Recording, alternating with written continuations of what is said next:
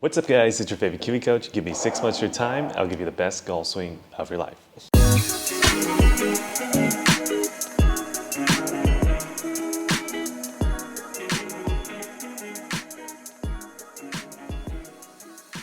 So welcome back to the channel. If you guys are new to Kiwi Golf Japan, we do a bunch of videos where we analyze PGA Tour players, or we analyze our client before and after videos like we're doing today, or just a bunch of random golf topics that you guys are all probably interested in. So if you're interested in getting your golf swing much better and you want to improve at golf, this is the perfect channel for you. And now let's go ahead and jump in. So in this particular video, we do have a client before and after video for you today, and this player was really struggling with steepening of the club shaft. So if you're one of those people who are steepening the club shaft, you're trying to shallow the golf club or whatever you're trying to do here, this is the perfect video for you, so let's go ahead and jump in. But before we get into the video, I want to give a quick shout out to our sponsor, and that is Kiwi Golf Japan. If you guys didn't know, YouTube does not pay the bills. So if you guys want to support this YouTube channel so we can continue to make videos for you guys, check out that link after the video is over. It'll be down below. And now I promise guys, we're going into the before and after. So for you guys who are watching this video, you probably typed into YouTube something on the lines of, how do I shallow the golf club? What is shallowing? I'm not doing shallowing. How can I shallow? Something on those lines you guys are searching for and you're trying to figure it out. So I think this video should be the video you watch because as you can see here, look at this before swing. This client of ours was getting very steep in transition and throughout most of the downswing. And then also now look at this downswing. He changed very drastically in a short, I think it was like a 1 hour, 30-minute lesson.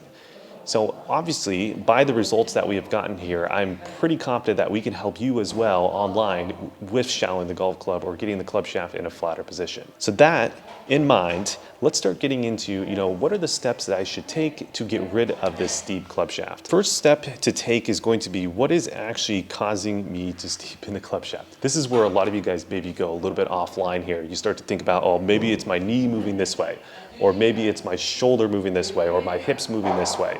And typically you guys are often focused on what we call indirect correlators, maybe things that could potentially cause it, but don't have the strongest correlation to the motion itself. So what we like to talk about when we come to steepening of the club shaft, it's going to be directly correlated in the forearm rotation and the wrist rotation. So if you're struggling with steepening of the club shaft, these would be the first motions or body parts you would want to key in on to be able to fix the motion, right? So what you need to do is, now that we've established that, figure out opposite motion, which we're going to get to here in a second. Now, once you actually figure out, okay, this is the body part that's really affecting it, and I know that this is what I need to focus on, the next step is, okay, I have a little bit of a vague image of what I should be doing. I kind of know the club shaft should kind of look like it's in this place, but I don't really have a very specific checkpoint parameter. So let's go over that for you guys really quickly. So when it comes to flattening the club shaft or lowering the club shaft or shallowing the club shaft, whatever you want to call it, the first checkpoint is always going to be at position 5, and you're going to check to where the club shaft is relative to the ground.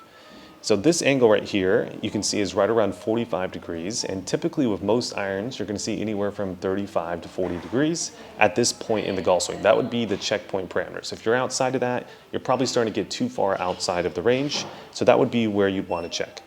Now the next checkpoint is actually at this position here, when the hands start to get kind of close to level with the hips. That would be position 5.5 we call it, or just when the hands are level with the hips. You want to see the club shaft now actually going towards the top of the forearm, maybe towards the middle of the bicep, maybe a little bit below the top of the forearm. Anywhere in that range would probably be an acceptable range. However, if you start to look like this before swing, right, where the club shaft is now going towards the top of the shoulder, that would be incredibly steep. And then if you actually start to get below the arm, that would actually be really flat. You also wouldn't want to do that as well. So those would be the checkpoint parameters there. And then as we go into position 6, we would want to see, ideally, the club head anywhere from kind of in line with the hands, maybe a little bit behind the hands where it's kind of in line with the balls of the foot here, or maybe just a tiny bit in front of the hands is also okay. If you're anywhere within that range, you would be good to go. And as you can see, actually, with the after swing, we kind of overdid the motion, which is completely fine for your first lesson or your first go at it.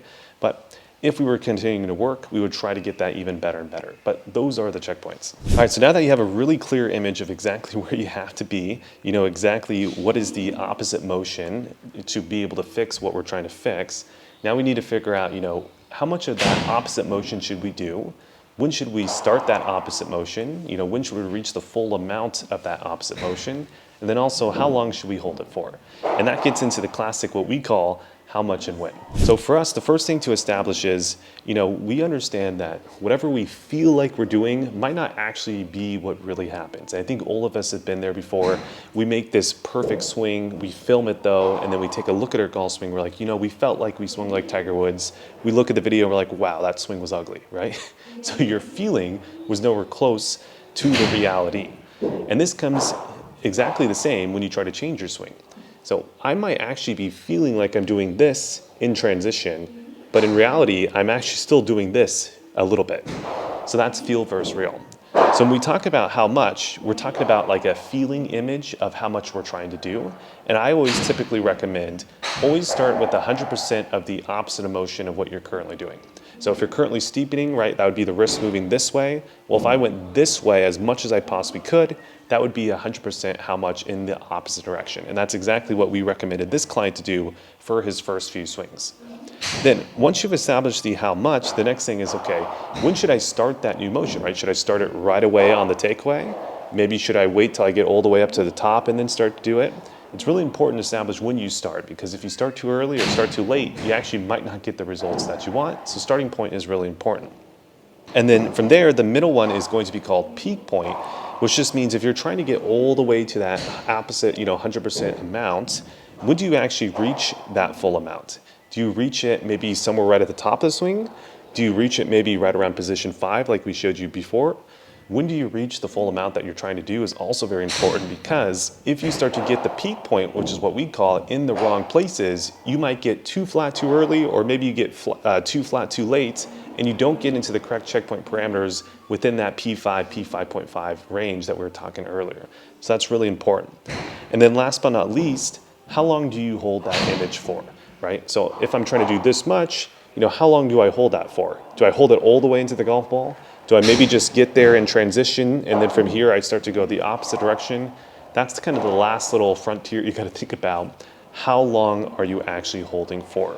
All right, so you guys have a pretty good understanding now of exactly what are the checkpoints. You understand the opposite body part. You understand kind of start point, peak point, and then the overall how long to hold. You guys should pretty much have all the tools that you need to have to be able to fix and get the same exact results that this client was able to get at this point in the lesson. Now, the only thing that you're probably going to be struggling with is going to be exactly how to adjust, which is kind of the last part of the process of all of this. So if you guys are struggling with this, well, stay tuned. We're going to start to get right into adjusting. All right, that's it for you guys on YouTube. But before you guys click off, let me give you some quick wrap-up points. So when it comes to the steepening of the club shaft, if you're trying to shallow the club shaft, step number one is you need to understand what is the direct correlator that is causing that motion. So when it comes to steepening the club shaft, it's absolutely directly correlated to the forearm and the wrist rotation. You are moving this palm up towards the sky. You'll want to stop doing that. Once you get past that, get into the checkpoints. Once you get past the checkpoints, get into the timings of all this. And I'm sure that you guys are going to find really the fix or the cure within that process. If you guys are struggling with that and you can't do it by yourself, well, that's where the Kiwi Coach 6-month program comes into play. So check out our waiting list for our new instructor, Hiroshi-san, who can give you a lesson and get amazing, crazy before and after results, just like you saw in this video. Join up for the waiting list. If you guys do, and you're one of the first 10 people, you guys will have a chance to win a free round lesson with myself and Hiroshi-san. And then also all of the 10 people who sign up and take a lesson from Hiroshi-san will win the Kiwi Platinum Lifetime Membership as well. Check that out, like, comment, subscribe, share, all that good stuff, and I'll see you guys in the next video.